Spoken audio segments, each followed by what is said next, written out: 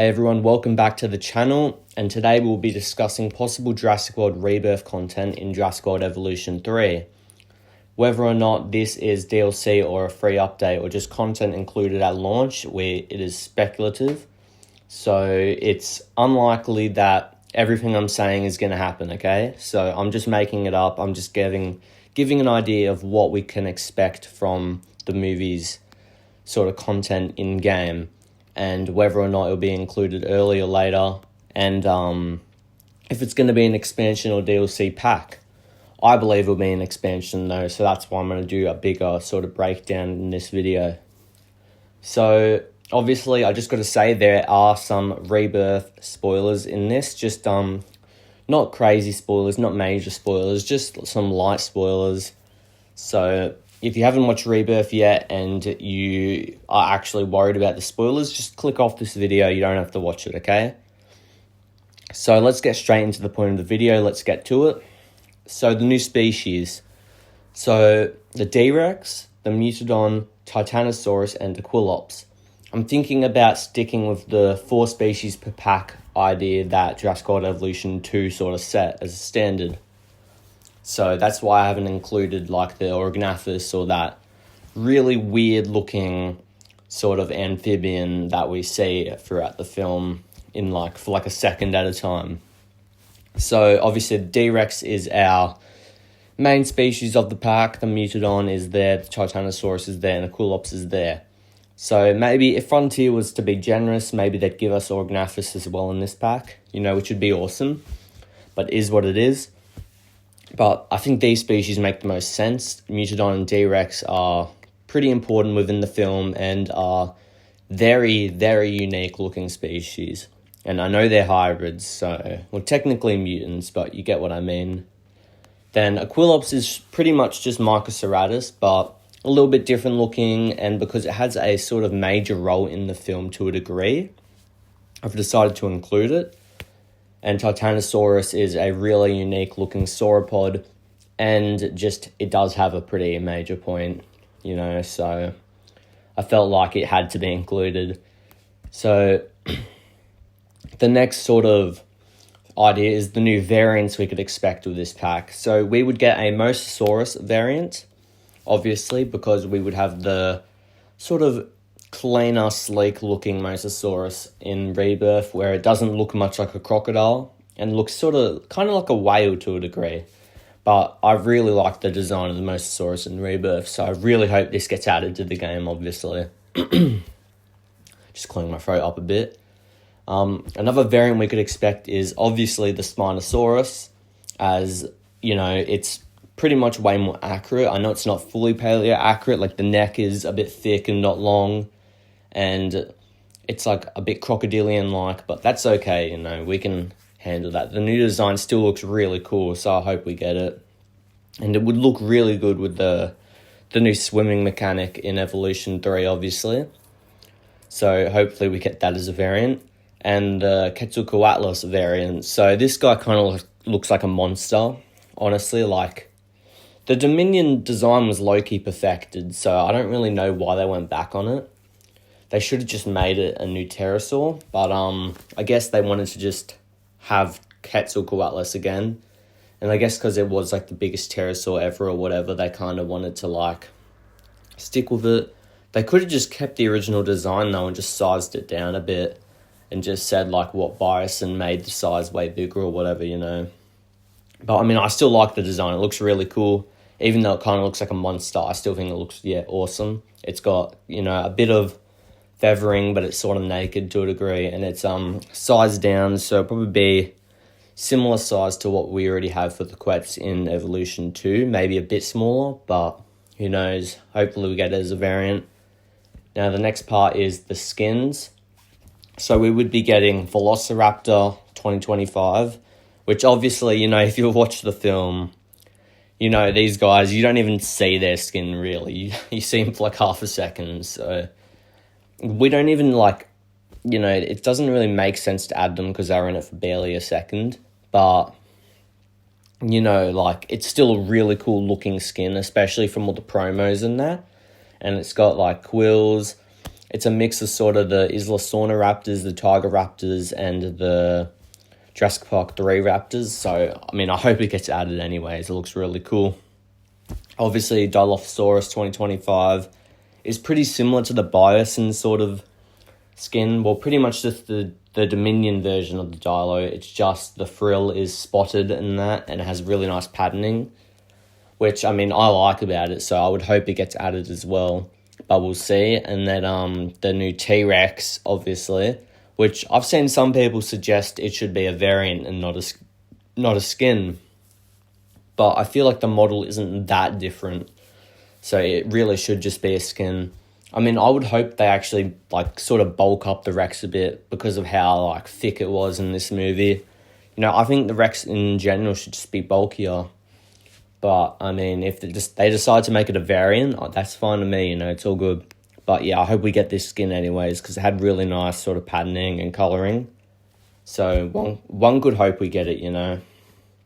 Now, let's get to the storyline, you know, the main part of this DLC. What really sells the sort of DLC. So, I've come up with 3 potential storylines of what could happen. So, some of them do sort of align with Rebirth, some don't. But I'll just explain them one by one to you, and then I'll tell you about them a bit after. So, the first storyline is taking place before the fall of Jurassic World. A team of scientists have been assigned to genetically engineer the first iteration of hybrid dinosaurs to test if they're ready for the public to view. Which, this would be a new group of characters, not the ones seen in Rebirth, and maybe you bring back Dr. Wu for this storyline.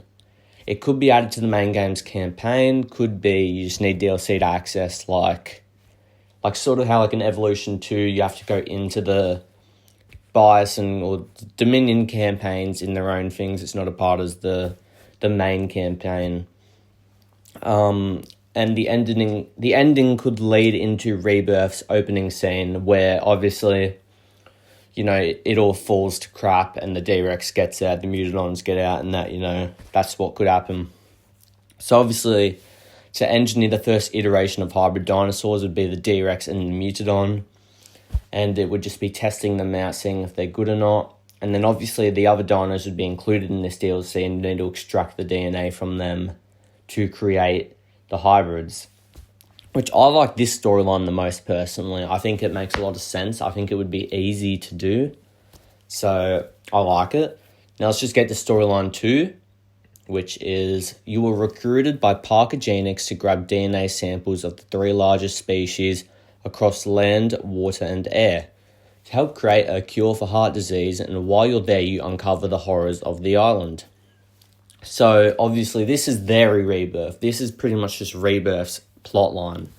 So, the characters from Rebirth storyline come back, being Henry, Zora, Duncan, and, yeah, that's pretty much it. Maybe more other than... Yeah, this would be a part of the main game's campaign, easily. I feel like storyline 1 shouldn't be a part of the main game's campaign because it's set in the past, but this one could be set now.